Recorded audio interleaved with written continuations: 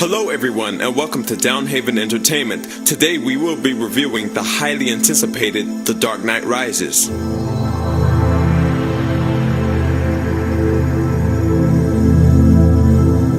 So this is supposedly the last Batman film that Chris Nolan is going to direct. For me, it was a sad day, because to me, the last two Batman films were just so good. I mean, the way the writer of the movie, David S. Goyer, and the director, Chris Nolan, made this movie, it didn't come off as just another comic book movie. Batman Begins and The Dark Knight felt like well-made movies that had Batman in it, or based on the Batman. They felt realistic, took bold choices, and you cared for these characters in these movies, even the bad guys. And Hans Zimmer's music from Begins to Dark Knight went from being great to spectacular. So of course I was super excited about The Dark Knight Rises coming out. And the first time I saw Bane in the previews, I was sold. The guy looked like raw power, just a bad guy that you don't want to mess with. And seeing him with half of Batman's mask was iconic. And looking at this, I thought to myself, I'm in for something special.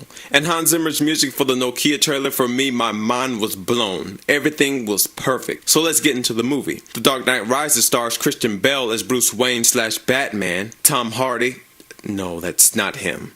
There he is.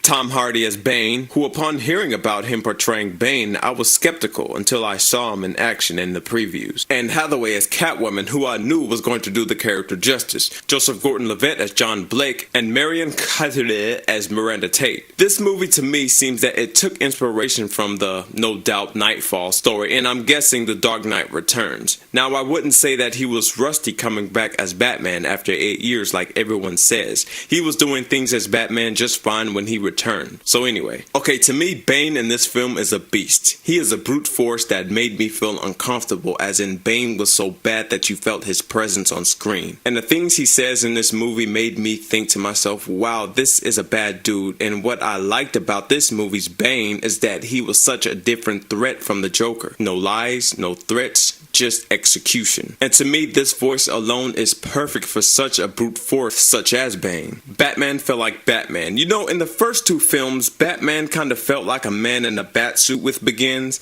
but in The Dark Knight, it kind of felt more like Batman was growing into being what he is. In this movie, Batman was Batman. One of the reasons is that the less Batman talks, the better. In this movie, he talked less, and I think Nolan understands that. Bruce Wayne's and Alfred's relationship shifted in this movie. Alfred sees what Bane can do, and with Bruce in the condition he's in, Alfred is actually scared for him. And there is a scene where Bruce and Alfred talk and the tension was felt. You understood why these characters said certain things to each other, and it was pretty emotional. And I love when a movie brings sincere humanity to its characters. Anne Hathaway as Catwoman / Selina Kyle. Now this chick was just great for Catwoman. Nolan's Catwoman for me is the best. Yes, Catwoman from Arkham City was spot on, but this is Nolan's version in which I prefer. She's not full of one-liners, she's not over-sexualized, and she is a chameleon in this movie. She's also three-dimensional rather than eye candy, if you know what I mean.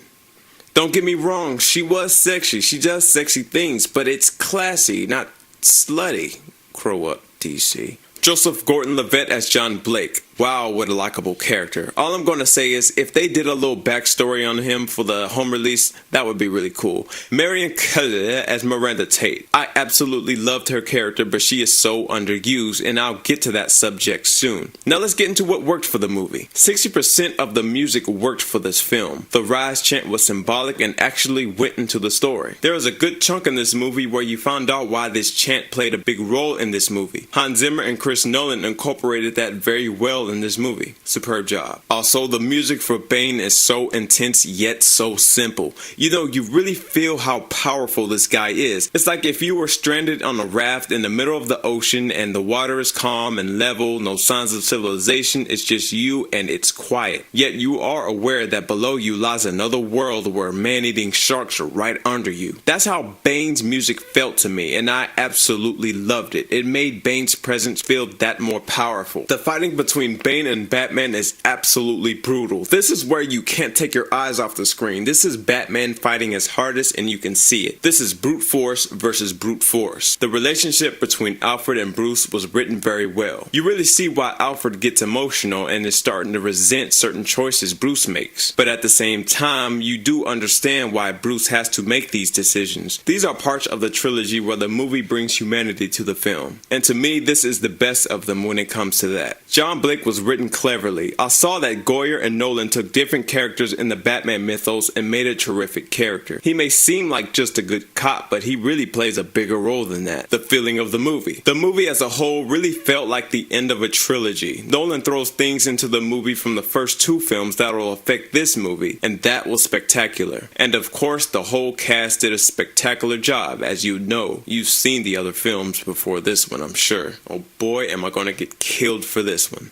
Okay, what didn't work? Alright guys, to me, it didn't get it all right this time around. Nolan stated he wanted a realistic Batman, mood, storytelling, etc. Now, halfway through this film, it started to feel very comic booky. Solutions are just right under Batman's nose that come conveniently, like Bruce finds Selina after some time out of nowhere with no explanation.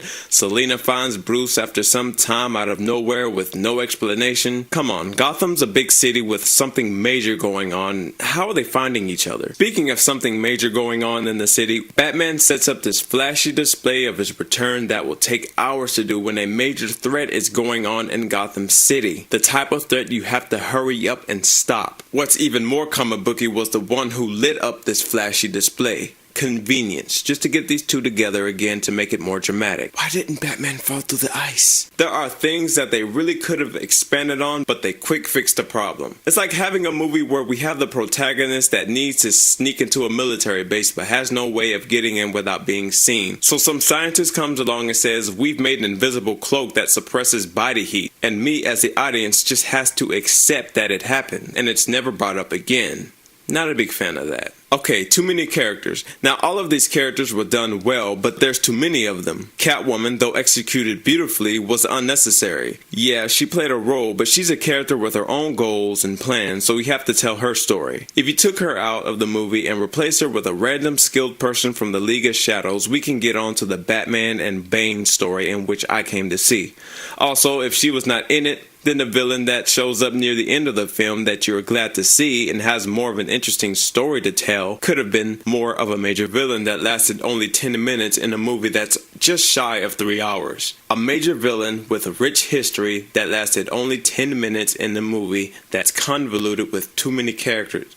No, not that one. Not even in the same league, but I hope you understand what I'm talking about. And plus, since Catwoman was in the movie, things had to be rushed in a 3-hour movie, and that's saying something. And Batman entrusting Catwoman with something, even though Catwoman has tricked him twice and hasn't really redeemed herself. I was just kind of confused. But don't get me wrong, I loved her character. It's just the timing of her being there is off.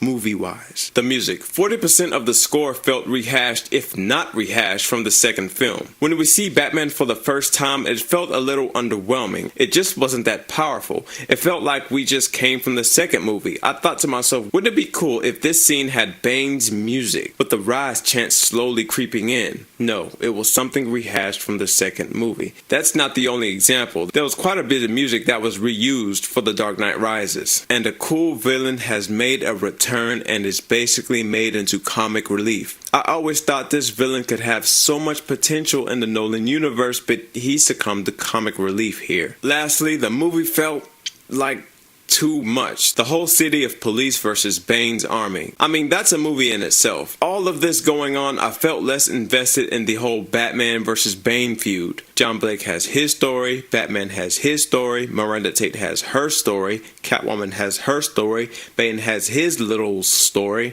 a surprise person has his or her, no spoilers, story.